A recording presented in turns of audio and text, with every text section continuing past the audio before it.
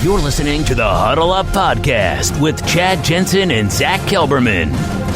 Join Broncos Country's deep divers at milehighhuddle.com and sound off. And now it's time to drop some knowledge. All right, welcome in, everybody. We got to let the stream breathe here just for a moment while we bring on our excellent Facebook community. And we are good. Welcome in to the Huddle Up Podcast, presented, as always, by Mile High Huddle, powered by Overtime Media. I'm your host, Chad Jensen. With me, as always, my partner in crime, even on New Year's Eve, putting in the time, breaking down your team, showing up for duty. He is Zack Kelberman. Zack, I don't know what kind of, I guess, attendance activity we're going to get from the community tonight. Already a lot of good comments and questions and whatnot in the chat, but it's New Year's Eve, dude. And I think a lot of people are out partying, having fun, seeing family and whatnot. But, Happy New Year if I don't talk to you in the morning. Yeah, Happy New Year, Chad. Happy New Year to everyone out there. Everyone who's not listening, who's going to listen after the fact tomorrow or the next day. Happy New Year. I hope to God 2021 is a lot better. I don't know how it could be worse. I don't want to jinx it, Chad, but I have a lot of hopes tied up in this year, and I hope it starts off with a bang, starting Sunday with a victory. Speaking of something happening, anyway, with a bang, we had an interesting pair of roster moves that came down the pike today at Broncos HQ, and it's actually quite bizarre because even though Vic Fangio has been talking about it for a couple of days, been getting questions because of the practice report that we've seen, Shelby Harris was placed on injured reserve today, and then Jake Butt, activated. And, of course, Jake Butt hasn't seen the field since week 8. But here's why I say it was a weird thing with Shelby. Of course, the whole famous incident of he's on the road, gets the call from his pregnant wife, I'm going into labor, my water has broken. They ultimately decide, all right, I'm going to stay and finish the game. The Broncos fly him back. He gets there just in time to usher his namesake, his Shelby Harris Jr. into the world. And then the next morning, Zach, Monday, he comes into the facility and his knee is bothering him. And they're still evaluating it to see what exactly is wrong with it. But they said, we're not going to screw with it. Put him on injured reserve. Hello, Jake Butt. I feel bad for Shelby Harris, man. What an injury-plagued, just a cursed season in a sense for him when he could have made a lot more money. In the 11 games he did play, I think he warranted getting his long-term extension, and as always, #pay Shelby. It's unfortunate, the injured reserve is almost a formality because he wasn't going to play anyway. It's the last game of the year. It's just a roster transaction they had to make to get Butt back on the roster. But speaking of Jake Butt, Chad, we are well past the point of expecting anything from that man. This is the final game in a Denver uniform for Jake Butt, and you know what? For his sake, I hope he goes out fairly strong. I don't know. I'm inclined to agree with you on that just based on the odds. All right. He's appeared in exactly 8 NFL games, and he's been in the league since 2017. So I'm inclined to agree with you. But this thing you guys have heard me talk about on this podcast many times before keeps bothering me in the back of my mind. The Broncos have shown very unusual, exceeding patience with Jake Butt. Any other 4th, 5th, 6th round pick that had that kind of injury curse, that lack of availability for that many consecutive years, the Broncos cut bait a long time ago, but they haven't with Jake Butt.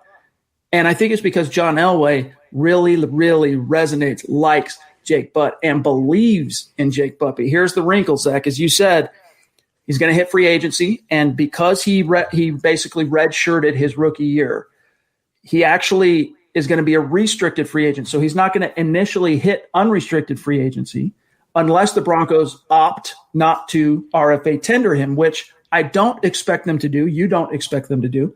And here's one of the reasons why. If they RFA tender Jake Butt, Zach, the lowest one, the original round tender, it would pay him upwards of just shy of $2.5 million for 2021. More likely what I see happening in the best case scenario for Jake Butt as it relates to the Broncos is, they let him know, hey, we're not going to tender you. He hits unrestricted free agency, and kind of like they did with Devontae Bosby as an ERFA, right, as an exclusive rights. They don't tender him, but then they come to the table and say, hey, we want you back. Here's kind of a low end, vet minimum type thing. I could see that happening, but I'm not counting on it.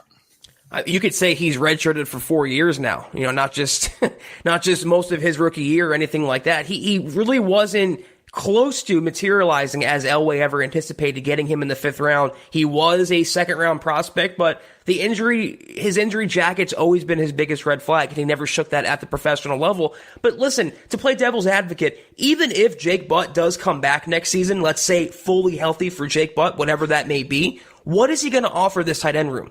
You invested a first-round pick in Noah Fant, who looks like a perennial Pro Bowler, if not All-Pro. You invested a mid-round pick in Alberto, who showed flashes before he went down. He's going to come back as maybe the distant 3rd tight end on the depth chart. So is that really worth spending that money or investing or holding that hope for a guy that hope sailed away a long, long time ago, Chad, at least in my opinion? Honestly, I would be okay with it if it's a vet minimum type deal on a 1-2 year deal tops. Vet minimum, let him come in, and here's why. Yes, you get Nick Vannett back for year 2 of his 2-year contract next year if the Broncos decide to keep Nick Vannett, which I think they will, but you don't necessarily know how and when exactly Alberto is going to bounce back from that ACL. And so I could see the Broncos talking themselves into saying, hey, we want to bring Jake back just because we want to hedge in case. The worst thing that could happen is we throw $900K at Jake Butt for 2021, and he ends up riding the pine for most of the year because Alberto was ahead of schedule and hit the ground running. And, we have the new age Aaron Hernandez and Rob Gronkowski. These are all, outlier type best case scenarios. But I'm telling you right now, John Elway loves Jake Butt. I guess in that scenario, I'd rather have a player who didn't have 4 knee surgeries. I mean, throw a dart at the draft board and just draft a tight end, and you have 3 young tight ends in that room. You have a veteran in Nick Vannett. I think you can go to war with that, Chad. I disagree with you slightly in the sense of what upside could Jake Butt really bring to this team, even fully healthy. Even though Elway loves him and is holding on to that in hopes he can salvage him, it just looks like a little unrealistic at this point. Yep, the best ability is availability. Right. And it's really is tragic because Jake Butt was, a great. Thank you for the stars, Marcus. Really appreciate that, my friend. He was not just a good college tight end. He was a great collegiate tight end. Talent up the wazoo, but he just can't stay on the field. So we'll see. It's going to be interesting to see how it plays out. But before we get to matters of business, Zach, let me pose to you this question. Has Shelby Harris played his last game as a Bronco? Oh, man. My heart says no. I want him to get paid. I don't know that he's going to get like a $12, $13 million a year deal because of his injury, because of how he ended the season, because he missed a handful of games. I do think the Broncos will do right by him more so and give him a 3-year deal, maybe $6, $7, $8 million a year, half of which is guaranteed. I think the Broncos will take care of Shelby Harris, especially if they move on from Jurrell Casey, Chad. Because then you have money you can play around with. Jurrell Casey didn't show much this season, where Shelby Harris, no matter what the situation, what the game, he always makes an impact. So I do think he comes back. But based on the way they treated him last year, and Derek Wolfe, they pushed 2 starting defensive ends out the door. Yeah. I can't say it's a certainty he's going to come back. But I hashtag pay Shelby, and I'm hoping every single day he gets that contract. I'll tell you what, it would not make John Elway or Matt Russell look very smart and savvy to let Shelby Harris go. Now, I get it that you've got Jurrell Casey and as the guys who consummated that trade from Tennessee, you believe in him, 5-time Pro Bowler and all that, but he just turned 31. He missed nearly an entire season. Meanwhile, Shelby's on the upswing of his career, and he's produced for you. He's developed under your wing, right? Bill Collar basically took Shelby Harris from a no-name, forgettable ex-Raiders 7th-round pick and turned him into one of the better defensive linemen in the league. And so I think that's just a gift horse. If you're the Broncos, you don't look it in the mouth. You just bite the bullet. You pay him, even if that means you make a tough decision on Jurrell Casey. And, Zach, as I was researching this today, writing up the article, you know what? If the Broncos moved on from Jurrell Casey, 0 dead cap, by the way, and A.J. Bouye, 0 dead cap, by the way, they would free up $25 million and some change. So that's enough lettuce, in my opinion, my estimation, to fit not only Shelby Harris under the 2021 cap and beyond, but also Justin Simmons. And then you can explore the possibility of cutting Kareem Jackson and freeing up another $11-12 million, Chad, and negligible dead money. I see two comments here I want to highlight. One comment says, I think they like Draymond too much to keep Shelby Harris. They need two starting defensive ends, though, guys. They need to have a bookend, and Draymond is certainly, he's a beast, Chad. Bill Collard did a wonderful job with him. He's a longtime starter in this league for the Broncos. You need the other guy, though. If it's not Jarrell Casey, to me, it has to be Shelby Harris. And Christos has a really good comment here. He said he will stay because the Broncos flew him back personally on a charter jet to be there for the birth of his son. I don't think that's a good point. I don't think they do that for someone they want to discard in a few weeks. Fair point. I think it's a positive omen, right? It's a good harbinger of what could come.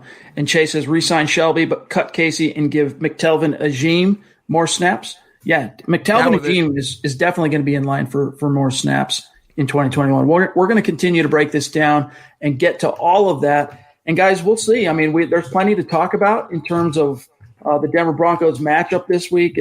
I know it's kind of zero stakes besides pride in terms of what they're actually playing for this week. But nevertheless, it's the Raiders. It's a Raider week.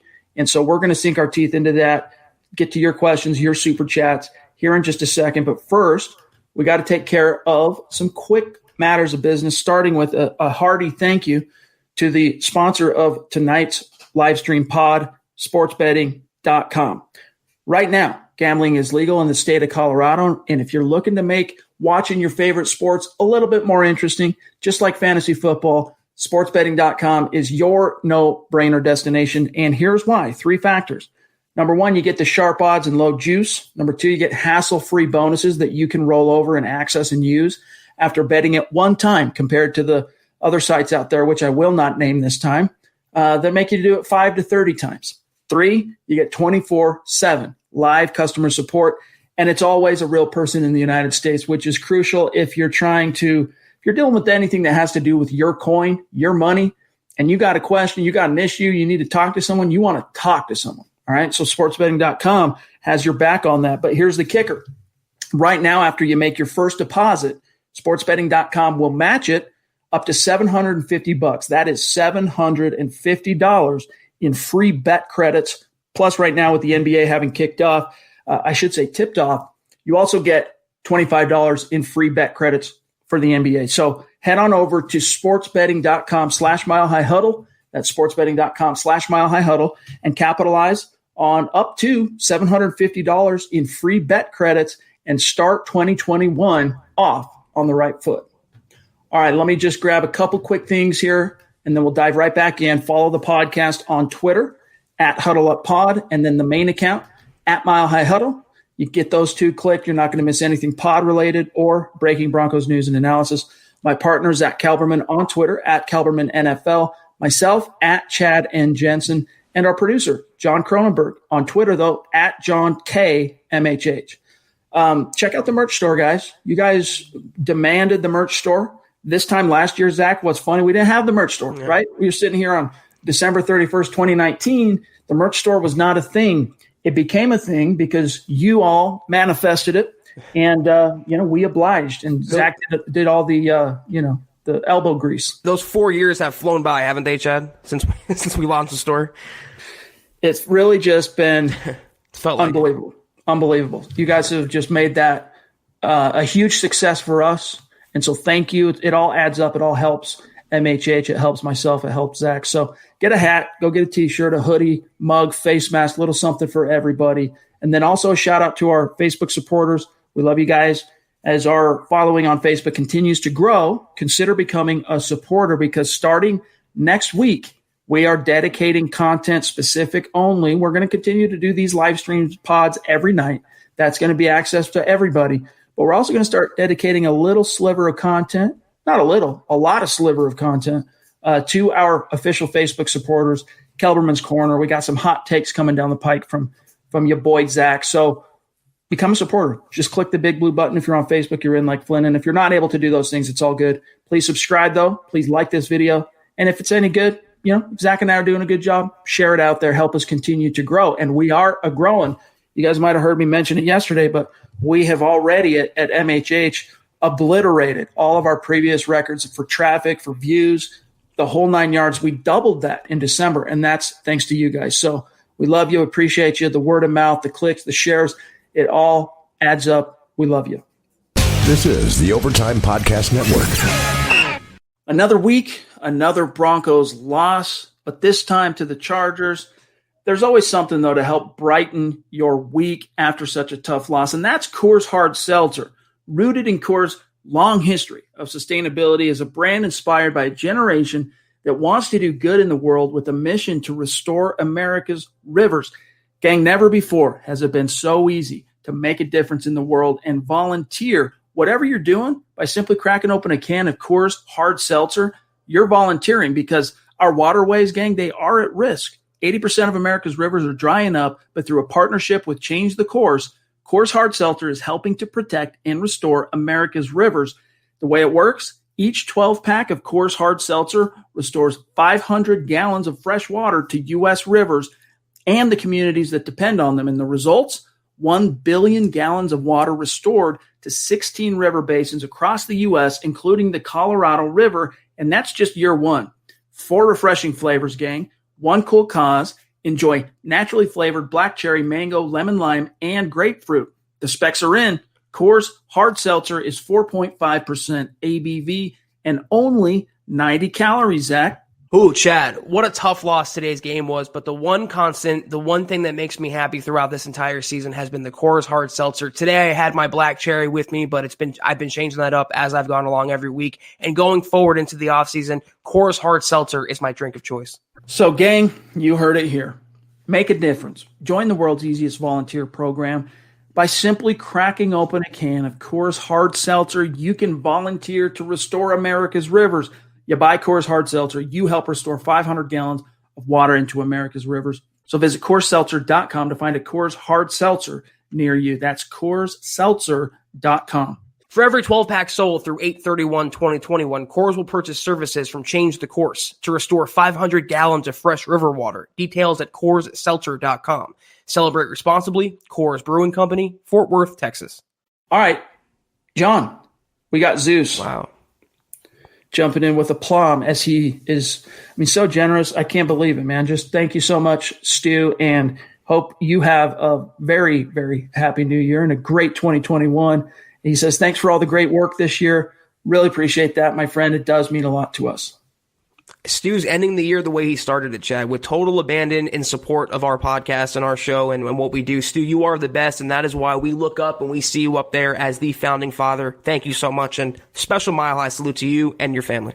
Yep, give our best to the McPeak fam, and wish them the best as well. Wow. Geez, another superstar, another MHH Mount Rushmore guy. Top rope, Chris Hernandez, 24-year veteran. By the way, Chris, you're going to have to let us know when that ticker clicks over to 25-year veteran of the United States Air Force. But, man, just extremely generous. Thank you so much, my friend. You know how much we love you and appreciate you, and just means a lot. He says, Happy New Year to you both and the MHH fam. Cheers. Hashtag Go Broncos. Amen, Chris. And we're hoping 2021 brings you much better results on the Broncos side than 2020.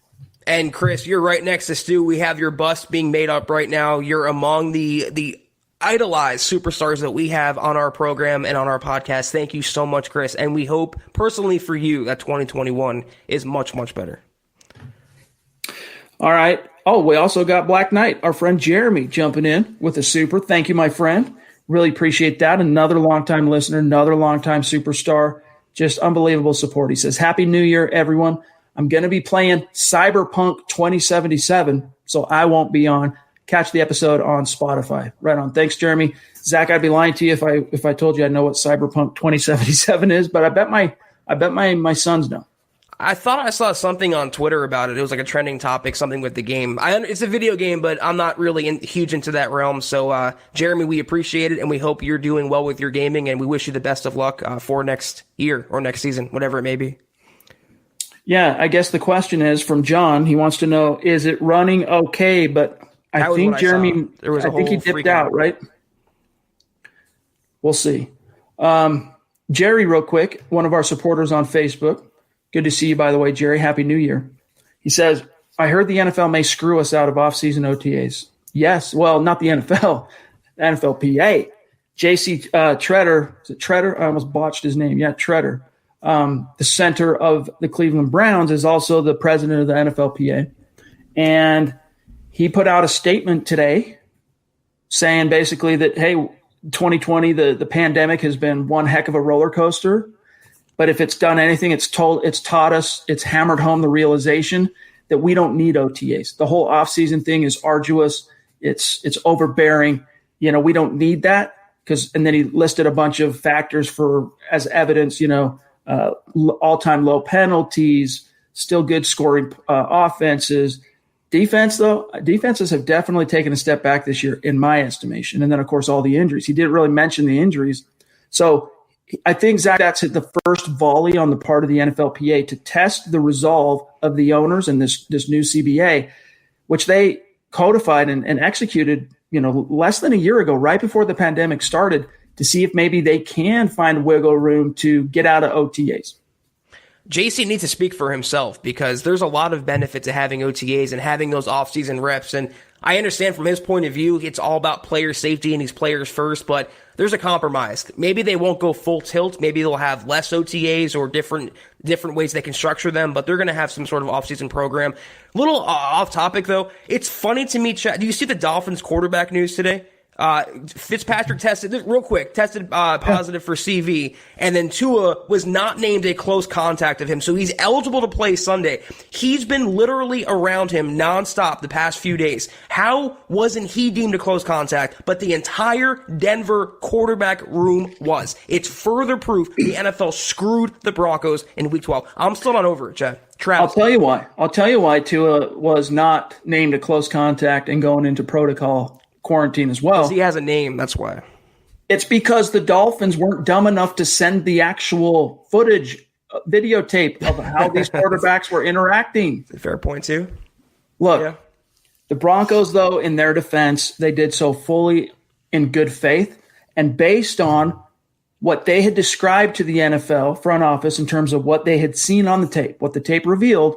The NFL gave them the understanding that, we're sure you're right. Then send it on over. They'll be okay. No big deal. So the Broncos send the footage, and then boom, they drop the hammer a day and a half later, pulling the quarterbacks off the practice field. So I'm guessing the Dolphins learned from that because word gets around quick, right? And I'm guessing they're going, oh, what's that, Roger? You want the video footage from our QB room? Oh, you know what? I'm just, in my ear, I just learned Cameron just stopped working 2 days ago, dude. I don't know what I can do for you. Yeah, I feel like if the Broncos had a name quarterback, or if the Broncos were in playoff contention like Miami was, they would have had their quarterback against the Saints in Week 12. It's crazy how hypocritical and the double standards they employed this year at the NFL with literally, they were so transparently open with screwing over Denver and giving different teams special advantages, Chad. It's really sickening. Shout out also to Marcus. We appreciate multiple stars, my friend. That means a lot to us on Facebook. The Queen jumping in. Appreciate you, Christy, with a message to us and to the entire MHH community. She says, Happy New Year. Wishing you all a better year with health and whatever wealth is to you. Thank you to the MHH crew and especially our Huddle Up guys for bringing us another season of Broncos talk.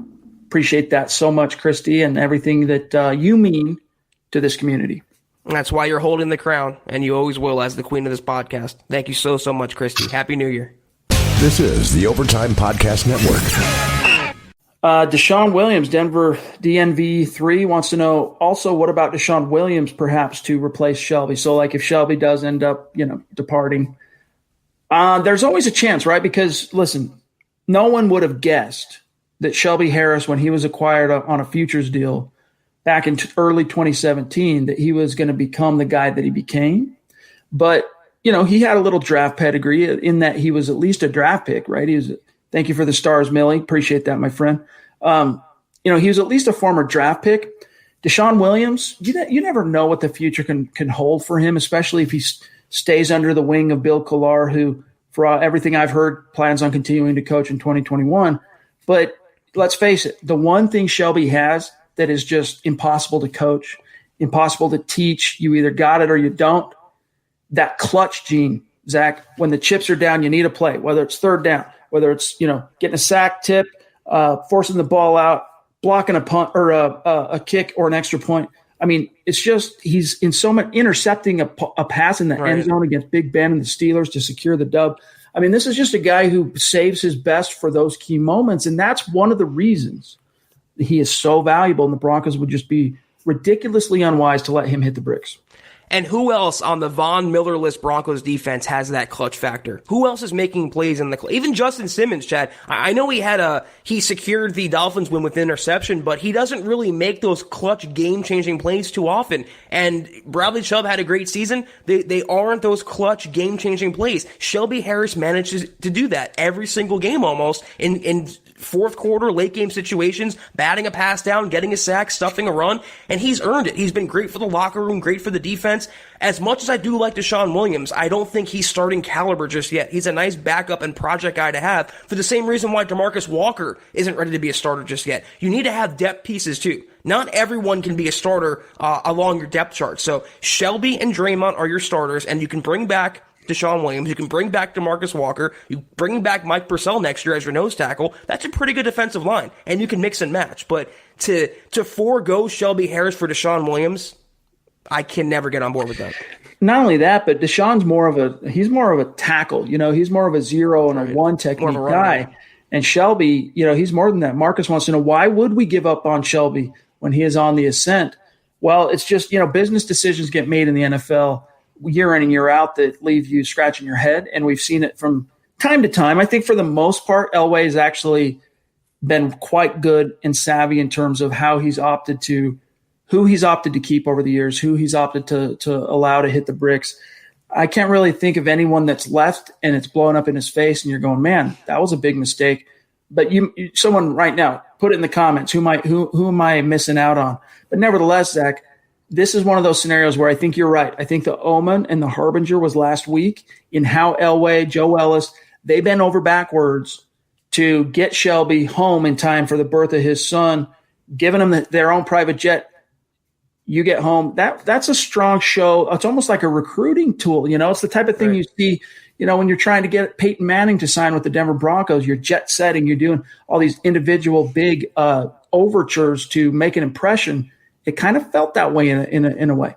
The only reason he wouldn't be re-signed is because the Broncos have an aversion, up until recently, I guess, with McManus, is re-signing their own players and Garrett Bowles. If they're over that, Chad, it's not based on merit. I mean, Shelby Harris has deserved a new deal since last season. And in the games he played this season, he's been worthy of a long-term investment. So the Broncos front office has to recognize that. And I think it's a great comment Christos pointed out about the plane, and you said a recruiting tool. They wouldn't do that for DeMarcus Walker. They wouldn't do that for DeShawn Williams. The fact they did that for Shelby Harris means, I think, and I hope, he's in their future plans.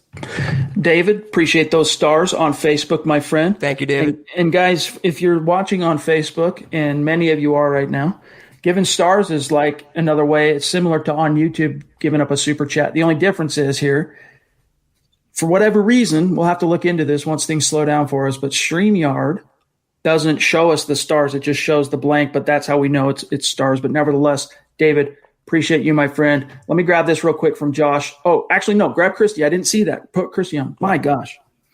Wow. Just top rope. Everyone, our cornerstone community members, the true MHH Mount Rushmore, showing up right now in a big, bad way. We're feeling the love. She's the matriarch of our podcast, Chad. I mean, she really is the backbone, and she's been so supportive. And Christy, from the bottom of our hearts, thank you so much. We love you, and again, have a great and merry and happy New Year. By the way, Christy, we let everyone know yesterday what a couple of our resolutions, New Year's resolutions are. We're curious to know what your resolution is for 2021. Hit us and let us know in the chat. But yeah, thank you, my friend. We love you. We appreciate you, and happy New Year. Josh wants to know, Zach, it's more like a exercising of the demon, getting it off his chest. He says, man, just beat the Raiders and everything's okay for me. We need to right that wrong. Losing to them earlier this season and then beating your rival is always a positive for confidence. Yeah, I think it's not going to really change any, whatever the wheels are in motion right now aren't going to be changed whether the Broncos win or lose to the Raiders. But anytime you can end the year on a positive note, especially when you're missing the playoffs, any kind of modest momentum at all can be a good thing. Now, it didn't end up serving the Broncos too well this year in terms of finishing 4-1 last season and winning, what was it, their final 3 games, right? Houston. Two. Kansas City. Right. That was right smack dab in the middle. So, 4 of their final 5 games didn't serve them quite as well as you would hope, but there were some mitigating reasons for that. Starts with a P, also, C and a V and all this. So a win would be great, but at the same time, it's not going to necessarily change what might happen on Monday. That's why I don't really subscribe to that, if you end the season on a positive note, it can have momentum for the next season. I mean, you're talking about months in gaps between season to season, and things are much different. I mean, when the season ends, it's a closed book, and you open a new book for a new season. It's not a different chapter. In terms of this last game, of course, I would like to see the Broncos sweep with the Raiders and not get swept by them. I mean, split with them and have some competitive juices and go out on a winning note. But let me also posit one thing. Would it be in the Broncos' best interest, just hear me out, to maybe lose this game for draft position? I don't advocate tanking, but there's no such thing as tanking with 1 game left. If they do lose, it's a win-win almost, guys. If they lose this game, they get a better draft pick. If they win, they beat their rival and they go out with some momentum. But if they lose, it wouldn't be the worst thing in the world. It could be the difference between Micah Parsons and a different player, Caleb Farley and a different player. There's a positive if the Broncos do lose this game on Sunday. Yeah, I agree. Lorenzo, here's your shout out, my friend. We appreciate your support on Facebook. It means a lot to us, by the way. I learned this today for what it's worth. I'm watching Peyton's Places on ESPN Plus.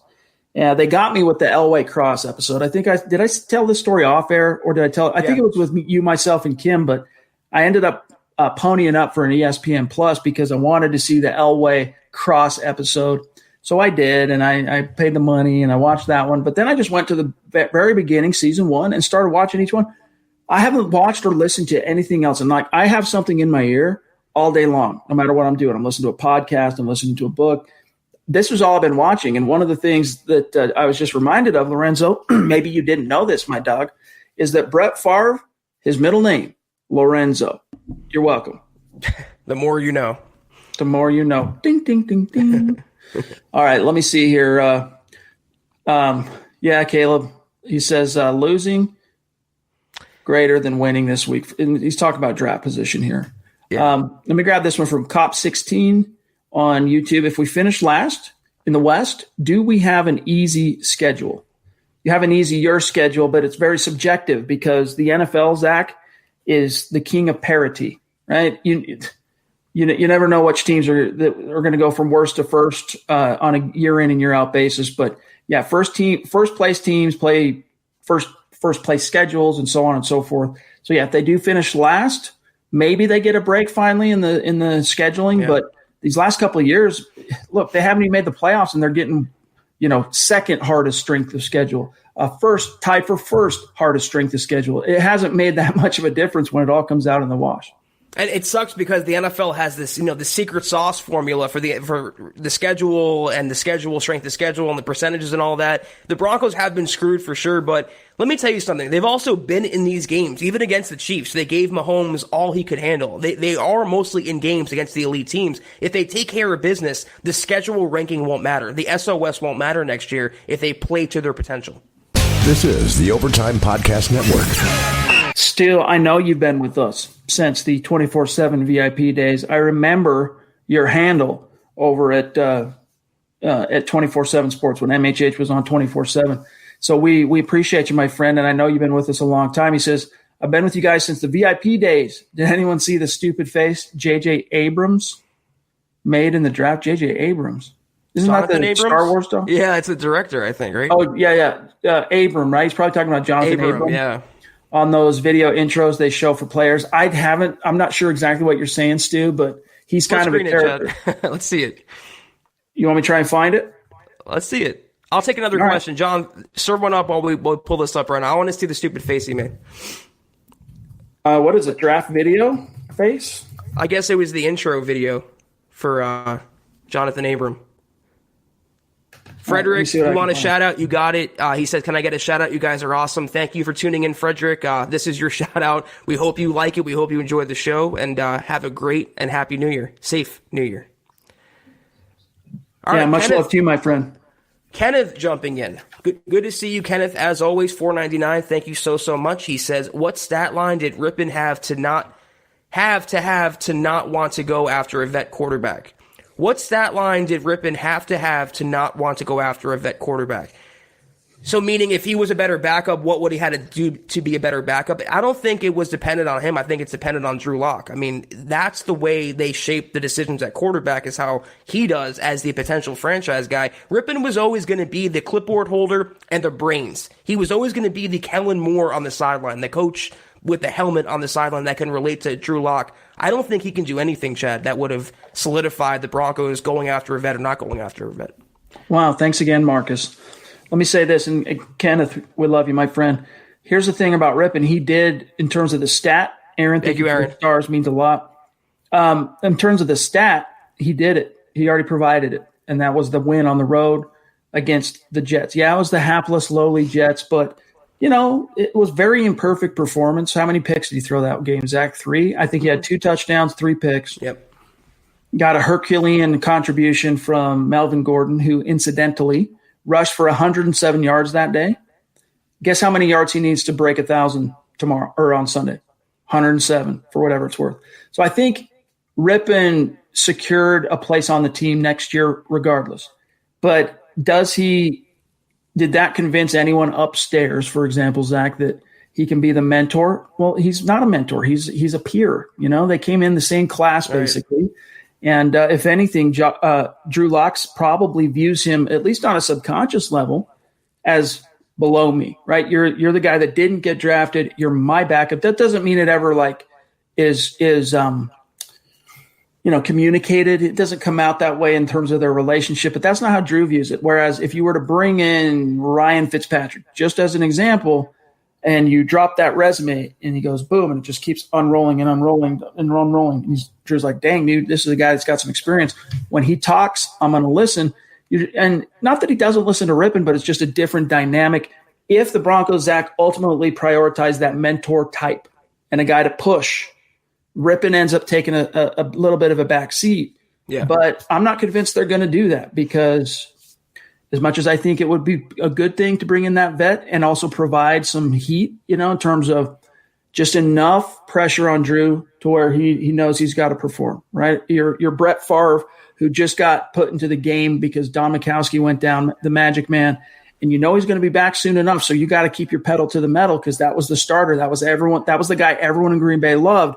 And so you just can't relinquish it. Kind of like the mentality Brock had, Osweiler, when he took over for Peyton in 2015. He knew if he let up off the gas even for a second, it was going to be all too easy to go back to that to the 5-time NFL MVP Peyton Manning. So a little bit different sauce, a little bit different flavor in terms of this specific situation. But I think the Broncos would be better served bringing in a veteran and just saying, look, we're gonna roster 3 quarterbacks again, guaranteed, no matter what.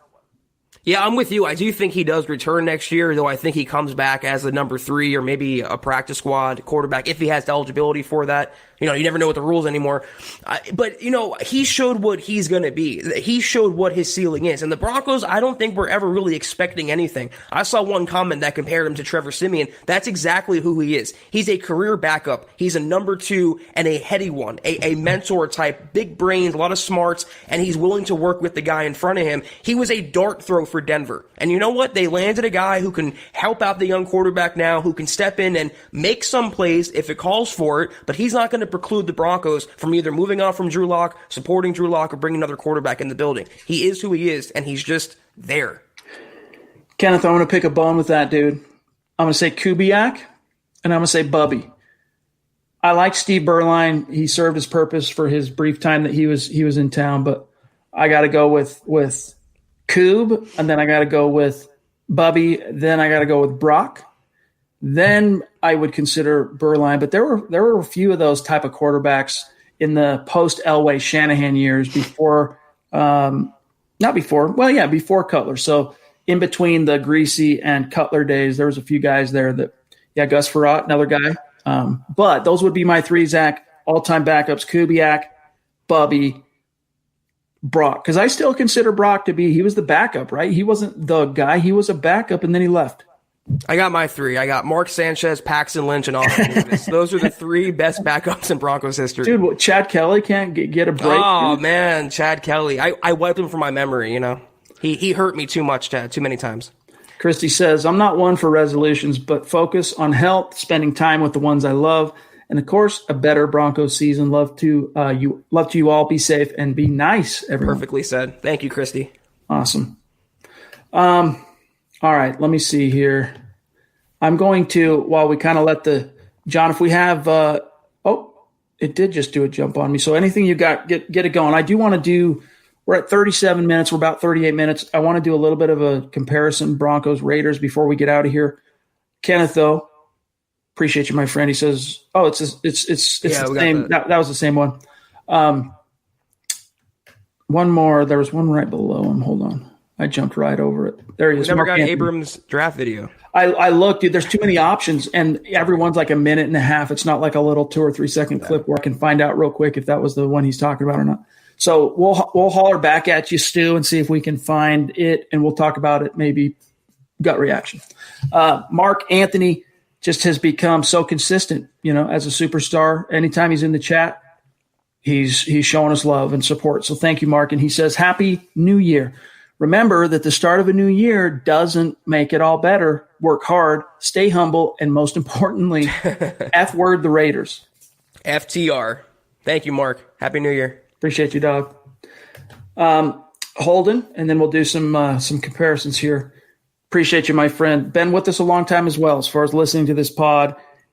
Whenever I see him in the stream, if he's in the chat and he's talking, he's also showing us love on Super Chat. So appreciate you, Holden.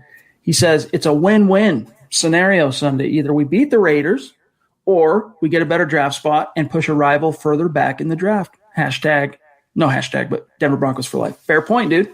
It really is. So just kick back and enjoy this one, right? Just, maybe this is kind of the mindset some of you have had since the Buffalo game, 86, the Broncos officially from playoff contention. But just kick back and enjoy this one. The stakes are minimal, and either result, there's a silver lining.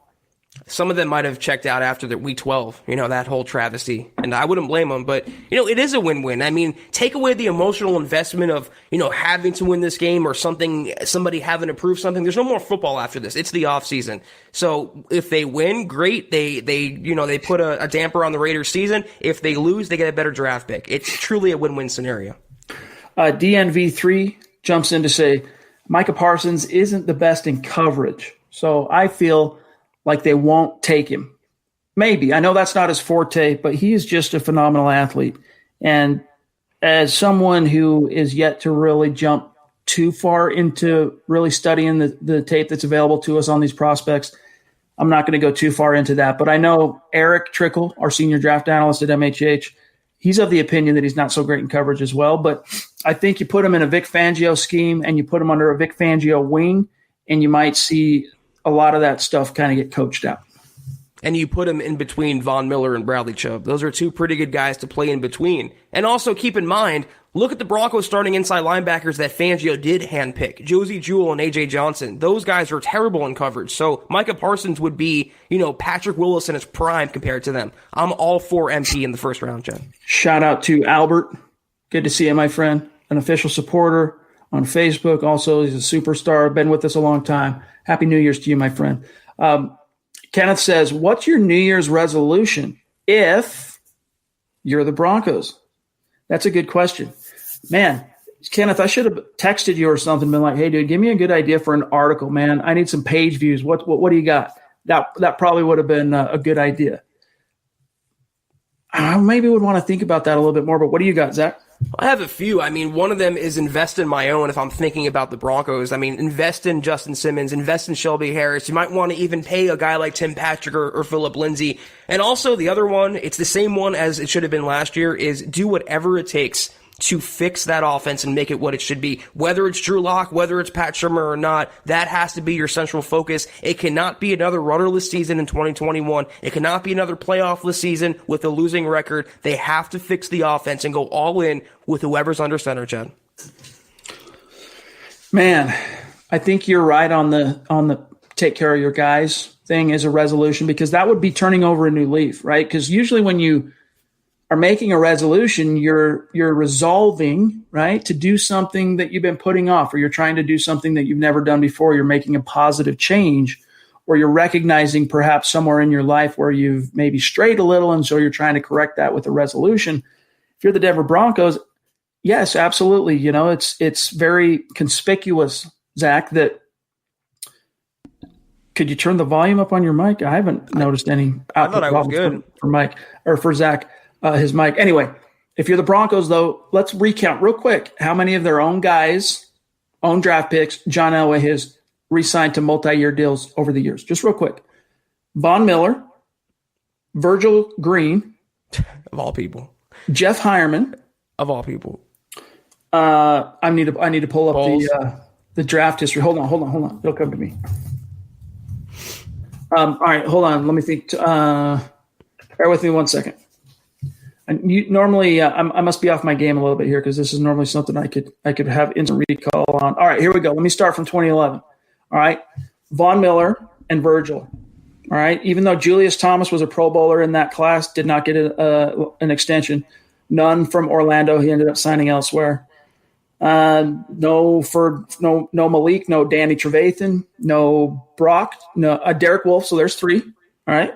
Looking at 2013, Sylvester didn't get it. Kayvon didn't get it. Monte Ball, of course not. No one there. 2014, let me just take a look here. Bradley Roby, nope. Cody Latimer, nope. Michael Schofield, nope. Lamine Barrow, Matt Paradis would have been nice, right? Nope. Mm-hmm. 2015, Shane Ray, nope. Tyson Brilo, nope. Jeff Hireman, who I've already listed. No, I haven't yet. So 4.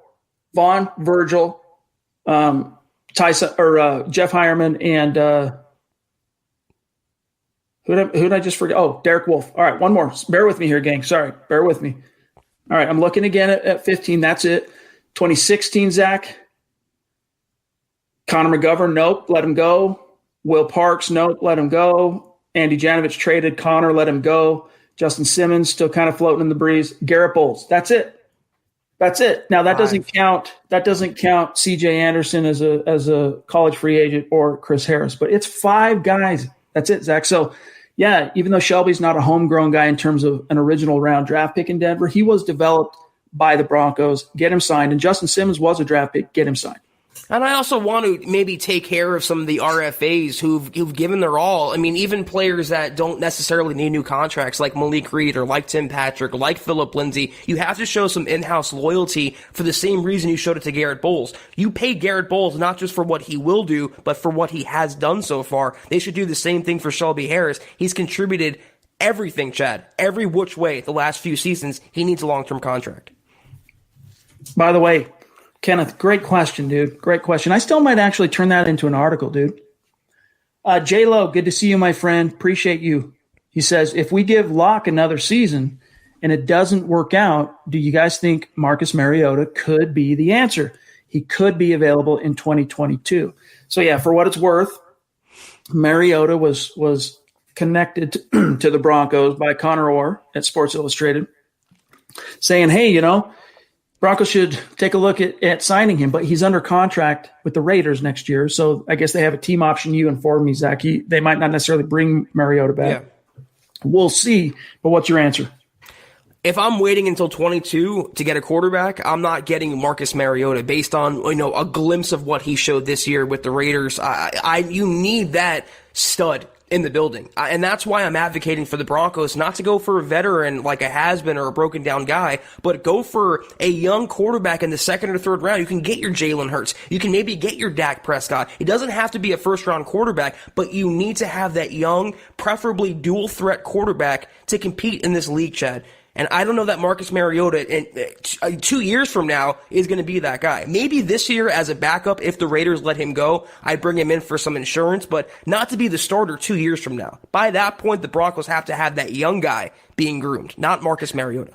Yeah, and if it's not Drew, if 2021 proves that Drew's not the guy, you got to go back to the well and you got to find the long-term answer in the draft. Muhammad, good to see you, my friend. Happy New Year's. Happy New Year, Muhammad. Thank you as well.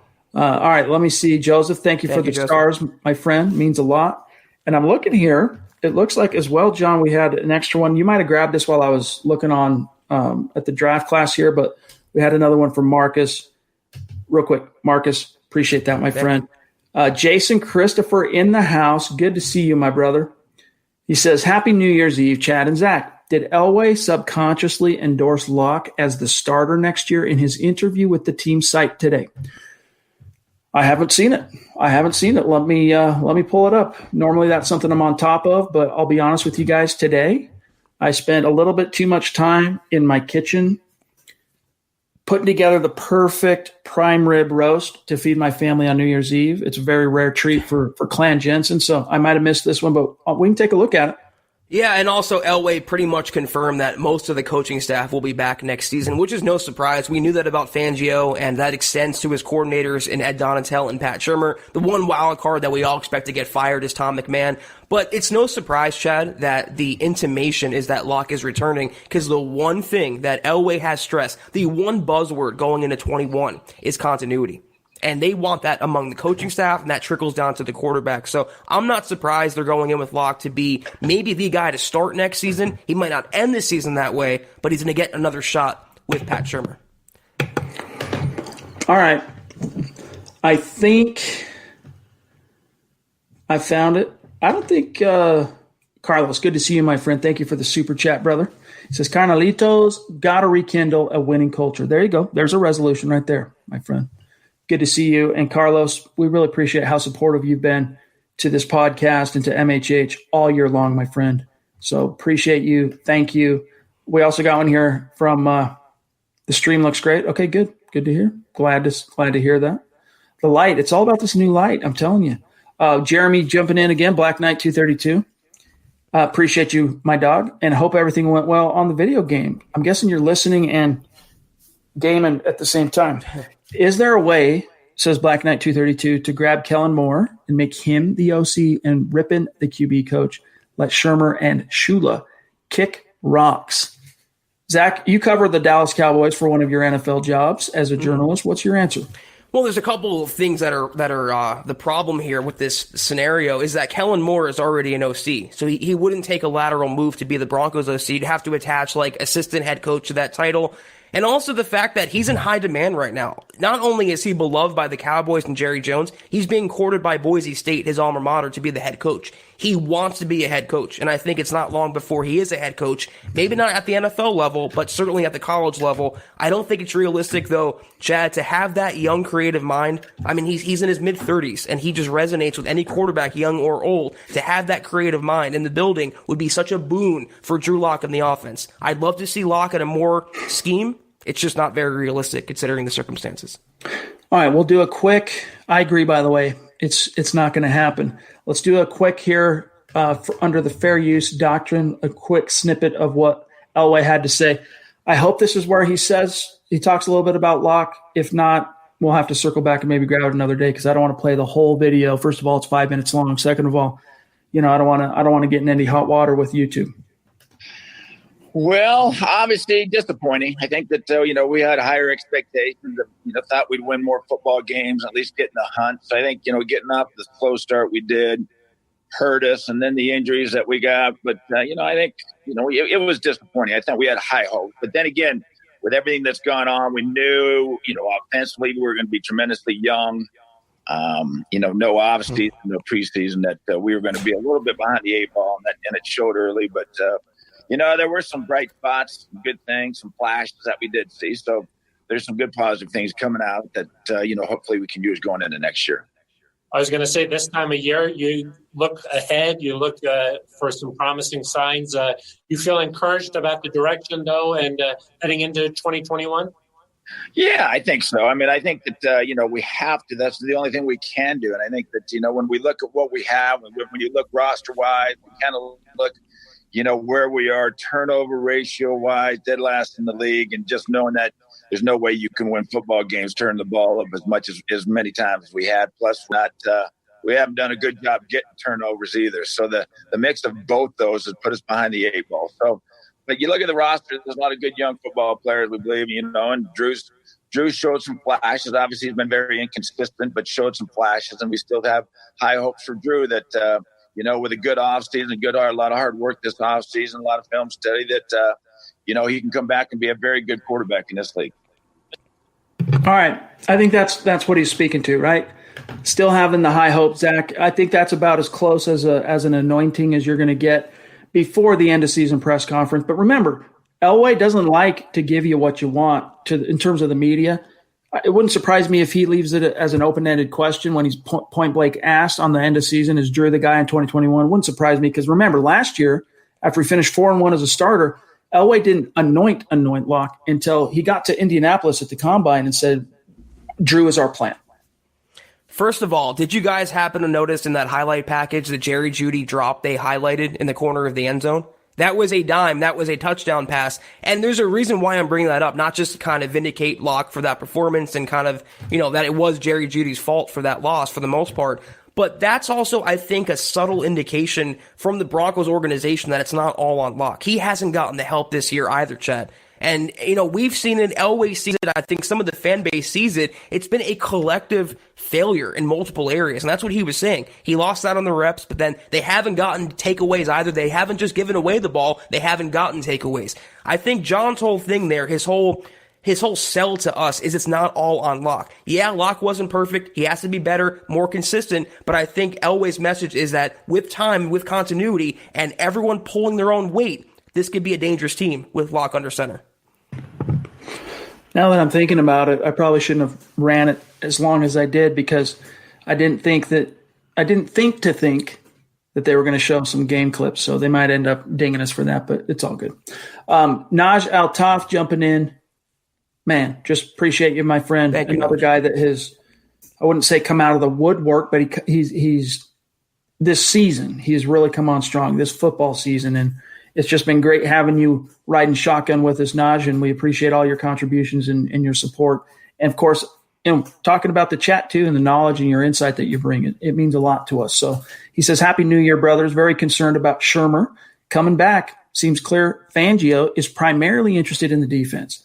Shurmur's game planning, terrible. Teaching Locke, terrible. League-leading turnovers, etc.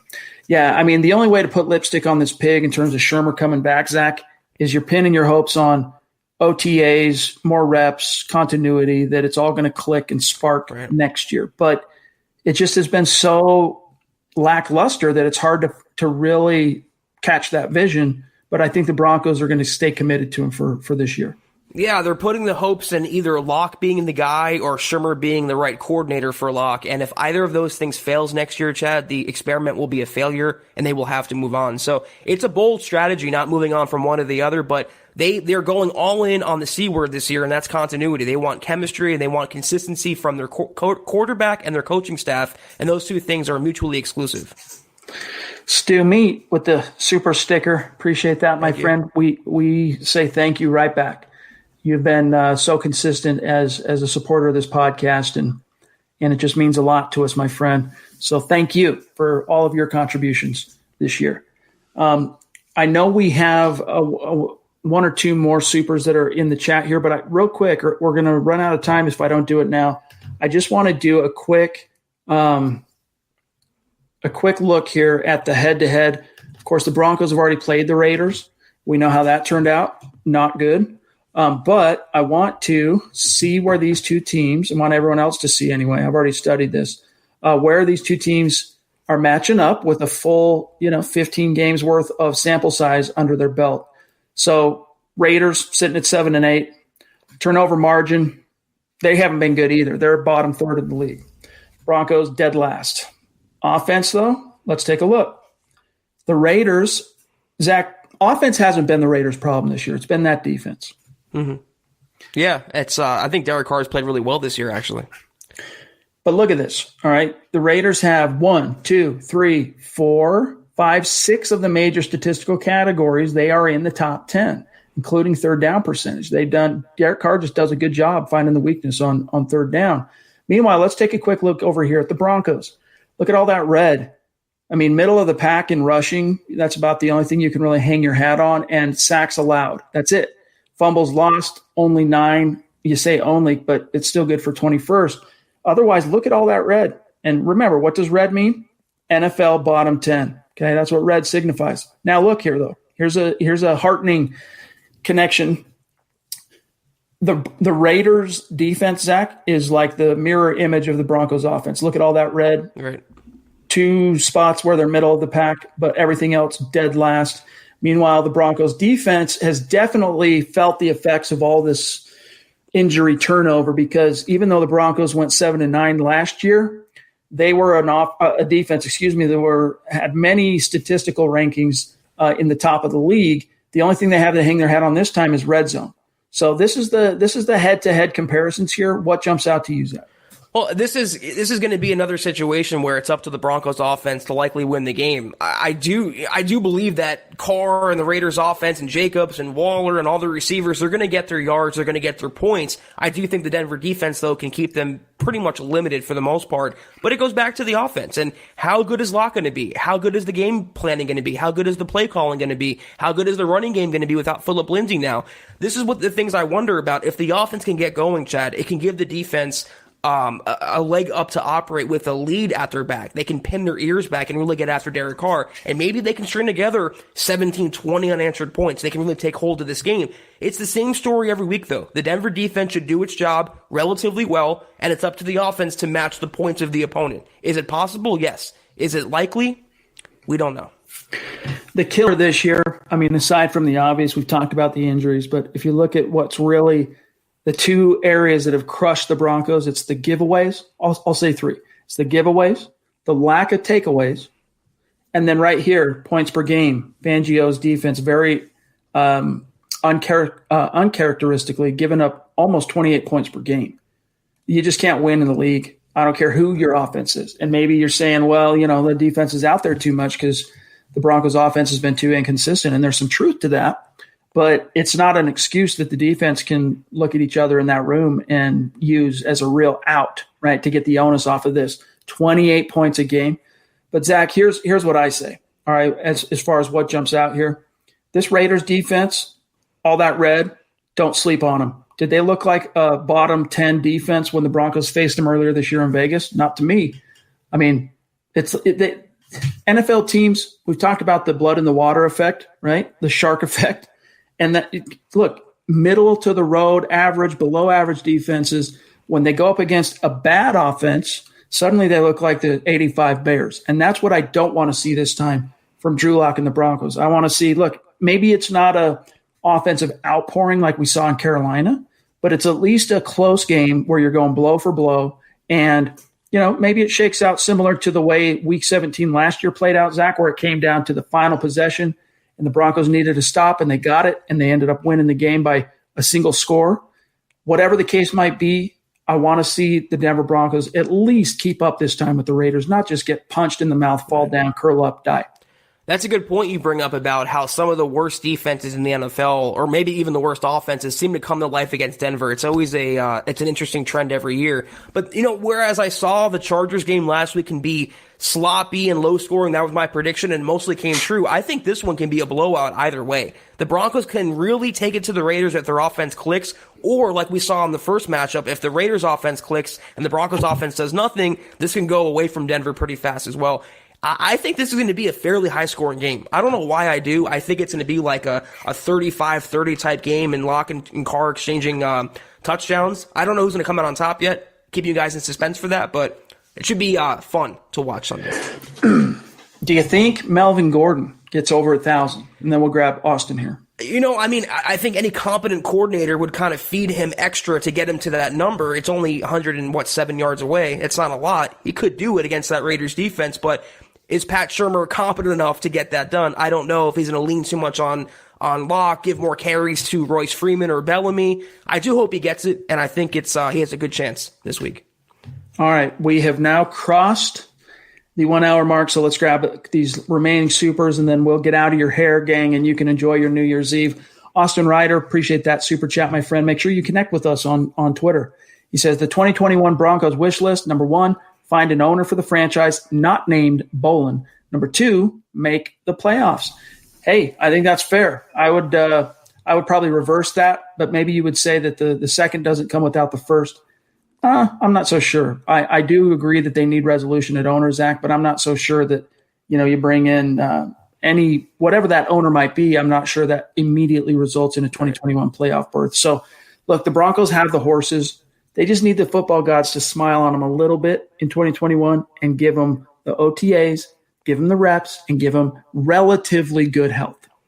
Yeah, I'm not one who thinks that the Broncos were bad this year or last year because of their lack of ownership or all the infighting that's going on. If they had less injuries and better quarterbacking and better coaching in certain spots, they would have been a better team this year. And there's more steps in between that than finding an owner and making the playoffs. They have to find an inside linebacker, a cornerback. They have to find some offensive line help. You have to settle on your quarterback for next year. But yeah, an owner, Chad, it's got to be by 22. That has to be finalized. George, good to see you, my friend. Another one of our cornerstone foundational superstars. Appreciate you, my brother. I know you had a great Christmas from what I've seen talking with you and seeing on Facebook. So hope you have a great Happy New Year as well. He says, actually, quite late due to New Year's, but Happy New Year's, guys. And this Manscaped is the bomb. Yeah, he let me know. He DM'd me. He's like, hey, dude, I used that code Huddle. Oh, nice. And got my free shipping and got my 25% off when it was 25%. Now it's 20%, but it's still a great, great discount. So glad to hear. There's your testimonial right there. Gio, we love you, buddy. Yeah, manscaped.com, promo code Huddle. George, I hope it's all, it's nice and smooth. They can breathe now, right? Let us know. Indeed. And Stu Primikov jumping in to show some love on Super Chat before we dip on out of here. Really, really appreciate that much. And there's your code. Hey, there's your code. Manscaped.com, Huddle. Go ahead and throw them up, John. Last one, guys, and then we got to get out of here. From Frederick 808. Thank you for that Super Chat, my friend. He says, Happy New Year's, guys. Go Broncos. And our message to you, Frederick, connect with us on Twitter. We're going to keep the conversation going there. And enjoy your New Year's Eve, but make sure you connect with us on social media. And have a Happy New Year. All right, guys, I think that's it. Thank you for showing out, Marcus. Again, thank you for those stars, my friend. You've been on fire tonight. And it all adds up, and it all means a lot to us, my brother. I guess he's got a question, too. Let's grab this, then we'll go. He says, are the Broncos offense fully fit now? If so, then I think we can win. Well, you don't have Phillip. You Cortland. Don't have Cortland. But in terms of the guys who've been around all year, for the most part, yes, they're fully fit. Graham Glasgow, healthy. You just need Jerry Jeudy to catch the ball. You need Melvin to have a day. Hamler's out, too. That's true. Hamler's unlikely to play this game, so we'll see. But, yeah, they don't really have any more excuses because even though they lacked all those offseason reps, Zach, they have them now. They had to get them during live bullet stakes, and games that counted. But, in terms of 2020, they're as good and as healthy as they're ever going to be here at the season finale, so go get it. I mean, you still have a former Pro Bowler, 1,000-yard rusher, and potentially another one in Melvin Gordon. You have a first-round potential breakout Pro Bowler next year, tight end in Noah Fant. You have a first-round receiver in Jerry Jeudy. You have Tim Patrick, who's reliable. The Broncos' offense, Chad, is not hurting for weapons, and that was always the point we made this season. It's so maddening. The offense should have been better because they're not hurting for talent. They've always had the horses, even with the injuries. Yep. Yeah, shout out, as our boy here says, Joe, to Buona Beast, giving the man behind the scenes some credit and some love. And John's been great. We found John in the community. John came from the community in 2019, and his role with MHH has just grown and grown in 2020. And he's a great help to us. He's a great help to Zach and myself. And this is a guy that lives, breathes Broncos country, MHH community. Like, this is a guy who literally goes to sleep at night worrying about what's going on in this community member's life because what they said on Twitter, or reaching out to see how this person's doing because of what they said. So it's genuine, real concern and care and love and appreciation for everyone that comes from John. And I think, Zach, a big part of that is because he came from the community. He came from the listeners and the viewers and that whole clique and that crew. So we do appreciate John, of course, on this show big time. Yeah, he was a street free agent, and now he's a long-term building block for the podcast. So we do love John. He's the Shelby Harris of the podcast, just coming up clutch every time. There you go. All right, guys, we're out of here. Follow the pod on Twitter, @HuddleUpPod, the main account, @MileHighHuddle. Zach Kelberman on Twitter, @KelbermanNFL. Myself, @Chad and Jensen. And then John, Buona Beast, @John K, that's K-A-Y, MHH. Guys, don't forget to like this video, especially if you're watching on YouTube or Facebook. Before you dip out, like. It's a small thing, but it actually helps in a big, bad way for us to compete with the robots out there in these algorithms. It's another way to help us out. So like it. And then, Zach, Happy New Year to you, my friend. Thank you for everything you've done. You just crushed it this year in 2020, and I can't wait to see what 2021 holds. Same to you, Chad, and your family, and your wonderful wife as well. And 21 is going to be a much better year personally and also professionally. You and I both have a ton of plans, Chad. We have so many things we're cooking up, and we're going to take this podcast and MHH to a new level.